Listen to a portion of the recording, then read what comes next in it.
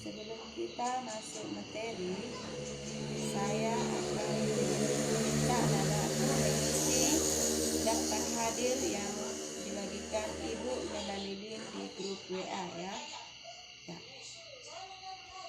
Sebelum kita masuk materi, kita membaca doa sesuai dengan keyakinan kita masing-masing. Doa dimulai, selesai.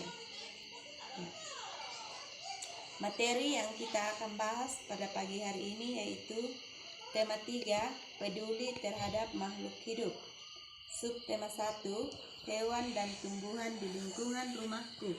Pembelajaran 1. Tujuan pembelajaran yang ingin dicapai pada pagi hari ini, yang pertama, setelah mengamati gambar, kalian mampu membuat daftar pertanyaan untuk melakukan wawancara dengan tepat. Kemudian yang kedua, dengan diskusi kalian dapat mengidentifikasi masalah-masalah keseimbangan lingkungan dengan tepat. Yang ketiga, dengan mengamati gambar, siswa mampu mengidentifikasi karakteristik dataran tinggi, dataran rendah, dan pantai, serta pemanfaatan sumber daya alam bagi kesejahteraan masyarakat dengan tepat. Anak-anakku sekalian, ada yang tahu ini adalah gambar serumpun padi? Iya. Ada yang tahu tahapan pertumbuhan padi? Iya, benar. Yang pertama, biji padi dimasukkan dalam karung goni, kemudian direndam dalam air mengalir selama 1 malam. Nah, biji padi yang direndam akan berkecambah. Biji yang berkecambah ditanam di lahan sementara. Nah, setelah itu, biji kemudian dipindah untuk ditanamkan ke sawah. Tanaman padi akan tumbuh lalu berbunga. Sekalian, selain padi yang biasa kita konsumsi atau beras, ada lagi yang tahu tumbuhan apa lagi yang biasa dikonsumsi dalam kehidupan kita sehari-hari? Iya, benar, ubi, talas, jagung.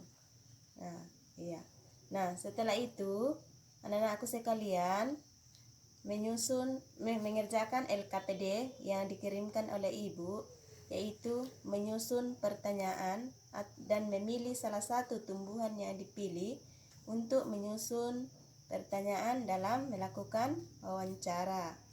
Iya. Nah, kata tanya yang biasa digunakan dalam melakukan wawancara yaitu apa atau apakah, siapa, mengapa, kapan, di mana, bagaimana, dan berapa. Nah, aku perhatikan bentang alam yang ada di Indonesia. Yang pertama, danau, pegunungan, dataran rendah, perbukitan, dataran tinggi, sungai, laut, dan sebagainya. Nah, sekarang yang kita akan bahas yaitu dataran rendah, dataran tinggi, dan pantai. Nah, perbedaan dari ketiga bentang alam tersebut, misalnya daratan tinggi. Daratan tinggi yaitu daratan rendah merupakan dataran tinggi yang luasnya berbeda pada ketinggian di atas 200 meter. Dataran tinggi sering dimanfaatkan untuk usaha perkebunan dan tempat wisata. Sedangkan dataran rendah merupakan dataran yang memiliki ketinggian 0 sampai 200 meter di atas permukaan air laut. Daratan rendah sering dimanfaatkan untuk pemukiman penduduk, pertanian, pertambangan, dan perdagangan. Sedangkan pantai merupakan perbatasan langsung antara laut dan daratan, yang ketinggian 0 meter di atas permukaan laut. Terdapat sumber daya laut yang besar. Pantai dimanfaatkan untuk nelayan, pedagang ikan, dan pengrajin. Kita sudah belajar tentang pantai, sudah mengetahui apa itu pantai, apa itu dataran tinggi dan dataran rendah. Nah, ketiganya itu adalah masuk lingkungan hidup. Apakah ada anak-anakku sekalian yang mengetahui apa itu lingkungan hidup? Ya, benar. Lingkungan hidup adalah suatu ruang di mana manusia berinteraksi dengan benda-benda di sekitarnya. Nah, lingkungan hidup yang baik itu apabila semua faktor di dalamnya berada dalam kondisi yang seimbang. Misalnya, di pantai itu tidak berserakan sampah-sampah. Akan tetapi bila dilihat kondisi saat ini, lingkungan mulai beranjak menuju ketidakseimbangan akibat ulah manusia. Kenapa dikatakan ulah manusia? Karena manusia yang membuang sampah di sembarang tempat. Nah, di sini dikatakan bahwa peran manusia dalam merusak keseimbangan alam tidak hanya menghasilkan efek rumah kaca, akan tetapi lingkungan juga mempunyai suatu kemampuan yang disebut daya dukung lingkungan dan daya lenting lingkungan. Jadi ada tugas kedua untuk Ibu ambil sebagai bahan evaluasi.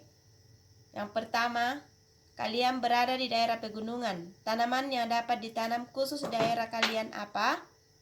Kemudian yang kedua, apa perbedaan dari segi mata pencarian di daerah pantai, daratan tinggi, dan daratan rendah? Yang ketiga, bagaimana cara kalian untuk dapat menjaga keseimbangan lingkungan hidup? Ya, mungkin sampai di sinilah materi kita pada pagi hari ini. Mudah-mudahan anakku semua mengerjakan dengan baik dan nantinya akan dikirim kembali melalui grup WA sehingga ibu guru memeriksa. Nah, pertemuan kita kali ini dengan ucapan Alhamdulillahirabbil-alamin. Assalamualaikum warahmatullahi wabarakatuh. Ya, tetap jaga kesehatan atau protokol kesehatan, yaitu memakai masker, selalu jaga jarak, dan rajin cuci tangan.